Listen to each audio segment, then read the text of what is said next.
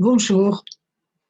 Si vous tournez en rond autour de quelque chose, c'est toujours qu'il y a un blocage, hein. La procrastination, il y a des blocages en dessous. Et ce dont on va parler aujourd'hui, c'est quand vous n'arrivez pas à recontacter telle personne ou à faire un truc qu'elle vous a demandé qui est simple, que vous savez faire. Mmh. Prendre, le téléphone ou envoyer un mail, vous savez le faire aussi. Mais vous tournez. Qu'est-ce qui se passe? C'est que vous avez des peurs en relation avec cette personne, c'est logique. Et ces peurs, c'est vraiment elles se ressemblent très souvent. Il peut y avoir une partie de vous qui a peur d'être rejetée, même si elle sait très bien, même si d'autres parties savent que c'est très bien que non, elle ne va pas vous rejeter la personne, hein. Des parties qui seraient réactivées, des parties très anciennes qui seraient réactivées: «Je vais vers quelqu'un, je m'en prends plein la tête», même si ça n'a rien à voir, hein. On est multiples. On a des parties de nous qui ont 3 ans et qui se sont pris une baffe dans la cour de récré. Donc elles veulent plus y aller, ou 5 ans ou ce que vous voulez. Peur d'être critiquées aussi. Même bon, ça en général, c'est une personne qui est quand même un peu critique par moment, mais qu'on aime bien pour des tas de raisons, ou même pas forcément. Pareil, réactivation d'une peur ancienne. Vous alliez voir la grande-tante qui vous critique et hop, vous allez voir quelqu'un.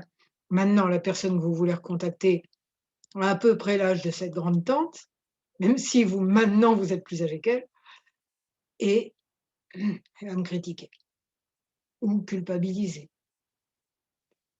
ou encore, elle va me faire un discours qui va pas me plaire. Je rappelle, c'est quelqu'un ou que vous aimez bien ou que, pour pas mal de raisons, ça serait vraiment bien que vous la recontactiez. Voilà. Alors, je vous ai donné quelques raisons pour lesquelles, c'est compliqué. Mais votre cerveau rationnel, il le sait ça, d'accord? Ça vient assez facilement, hein. Déjà, il faut se poser la question. Ça vient assez facilement, mais pour déprogrammer ce qui est à déprogrammer, bah, je trouve que l'EFT, c'est génial parce que ce qui est à déprogrammer, c'est surtout au niveau du cerveau émotionnel et l'EFT joue directement dessus, sur nos émotions. OK? Je me présente, je suis thérapeute EFT justement, Claude Canivez et vous avez plein de renseignements sur l'EFT sur mon blog qui s'appelle Je EFT et qui est en dessous de cette vous avez le lien en dessous de cette vidéo sur des explications sur l'EFT.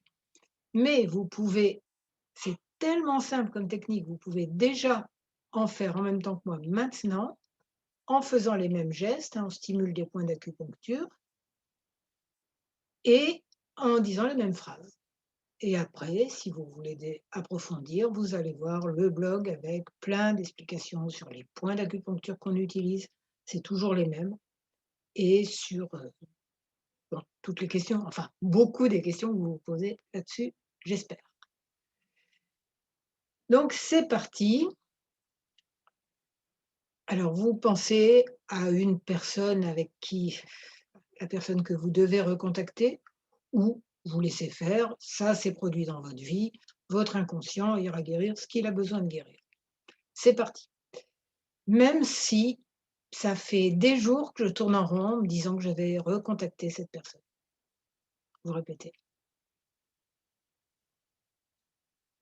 Ou que je devrais faire le truc que je lui avais promis de faire et que je ne fais toujours pas.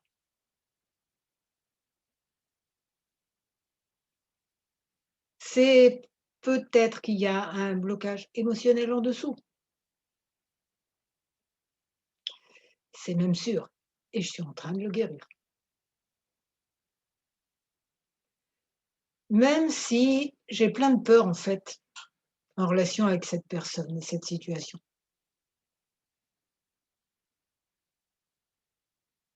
et que je les vois comme des murs, infranchissables. Enfin que je les voyais comme ça. Je me rappelle que j'ai une sagesse intérieure et l'autre personne aussi et que ouais, ben, peut-être, ces blocages peuvent se dissoudre et qu'on est relié au niveau du cœur. que nos sagesses intérieures devraient se mettre ensemble pour faciliter les choses. Elles sont en train de le faire. Ah, ouais, mais j'ai quand même peur. Peut-être que tout d'un coup, alors qu'elle m'aimait bien avant, elle va plus m'aimer et dire: «Qu'est-ce que tu fais là? Tu m'embêtes». «Mais pourquoi je t'embête?» Peut-être que c'était quand j'étais petite que quelqu'un m'a dit ça comme ça et que c'est resté ancré. Ensuite, je tapote sous les bras, ensuite sous les seins et c'est resté ancré. Depuis, j'ai toujours peur qu'on me dise ça ou l'équivalent. Gros câlin à la petite fille qui s'est entendue, ce genre de méchanceté. Gros câlin.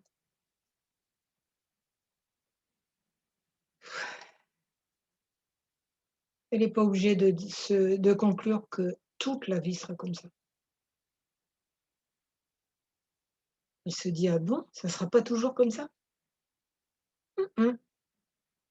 Vous, actuel ou de maintenant, vous pouvez la rassurer. Non, non, ça s'est passé comme ça dans la cour de récré, mais maintenant tu es plus dans la cour de récré, tu as grandi. Elle dit: «Ah oui? Ah bon?» Et il y a eu plein de gens sympas. Tu vas rencontrer plein de gens sympas et ils te rejetteront pas tous, loin de là. OK, petite fille rassurée sur ce plan-là, au moins suffisamment pour, faire ce qu'il y a à faire avec la personne d'ici et maintenant. Peut-être que cette personne, elle va réagir comme la vieille grande tante qui vous cassait les pieds quand vous étiez petite, là encore. «Ouais, c'est pas bien ce que tu fais, c'est jamais bien. Tu aurais dû faire autrement. Moi, à ta place, je ferais autrement. C'est pas bien, tu vas voir quand tu seras grande». Bon, vous êtes grande et il vous est pas arrivé tout ce qu'elle vous prédisait. Tout va bien. Plein d'amour à la petite fille en vous, plein d'amour à la grande tante Ronchon, qui a aussi une sagesse intérieure et qui réagit aussi à ses propres blessures.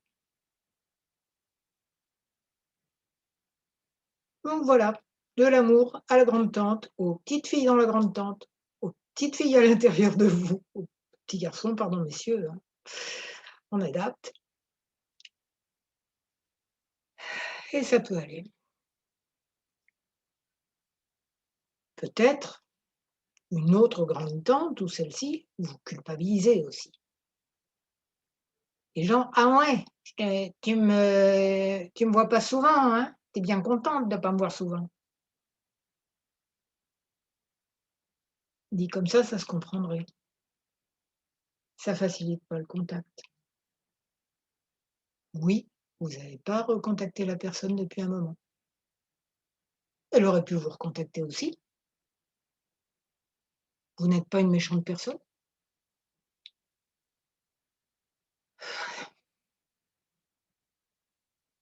et même si tout ce que vous faites ne lui convient pas, vous êtes juste 2 personnes différentes qui pouvaient quand même communiquer. Surtout que maintenant, vous avez grandi, vous savez beaucoup plus de choses pour communiquer avec bienveillance. Bon, même si vous aimez bien la personne, elle peut aussi être casse-pied.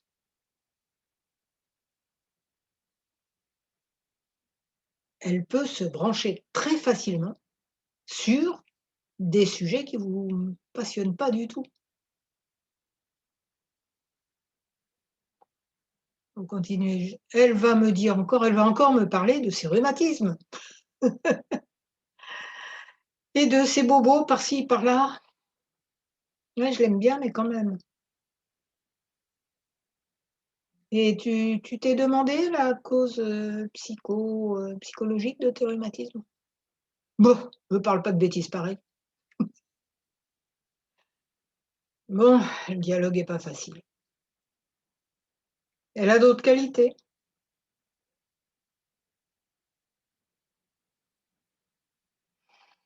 Peut-être, vous pouvez parler à son cœur, intérieurement, lui souhaiter de guérir de ses rhumatismes ou de sa peur du grand sujet du moment. «Il y a des virus partout, au secours!»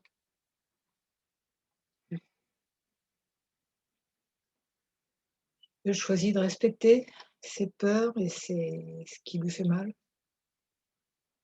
et ses choix de ne pas se poser de questions dessus. Pas les mêmes que moi je me poserais. OK, nous sommes 2 personnes différentes,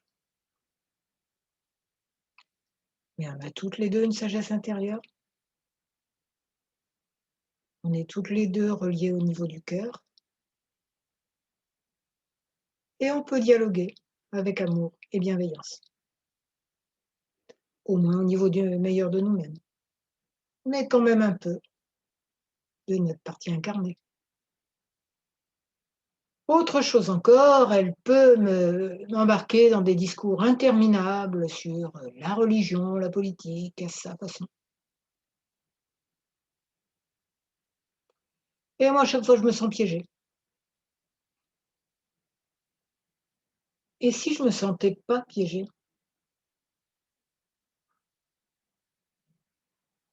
Si je pouvais, voir qu'est-ce qu'il y a derrière? Qu'est-ce qu'elle cherche à faire? Certainement qu'elle pense que son point de vue serait bon pour moi, le voir comme une preuve d'amour. Mais mentalement ou physiquement, dire: «OK, c'est bien, je vois que tu veux mon bien. Je vois que tu veux le bien du monde avec ton parti politique, par exemple, ou ta religion. Magnifique, moi aussi, je veux mon bien et le bien du monde et ton bien aussi même. Mais je suis pas trop d'accord sur la manière». On peut parler de la manière de résoudre les problèmes du monde et peut-être on va trouver une troisième solution. Tes idées, les miennes, vont peut-être se féconder pour trouver d'autres solutions ou pas. Mais nous sommes quand même reliés par le meilleur de nous et on confie le problème à la sagesse intérieure de l'une et de l'autre, pour notre plus grand bien et pour le plus grand bien de tous les êtres. Voilà, j'espère qu'après ça, vous serez plus en forme pour aller contacter la personne en question. Moi, je sens que ça va déjà mieux, parce que je le faisais en direct aussi. Et je vous souhaite beaucoup de bonheur. Ah oui, n'oubliez pas de vous inscrire à ma newsletter de mon blog qui s'appelle J'aime le FT, de mettre un j'aime et de vous abonner à ma chaîne YouTube si vous en avez envie. Je vous remercie et je vous souhaite beaucoup de bonheur.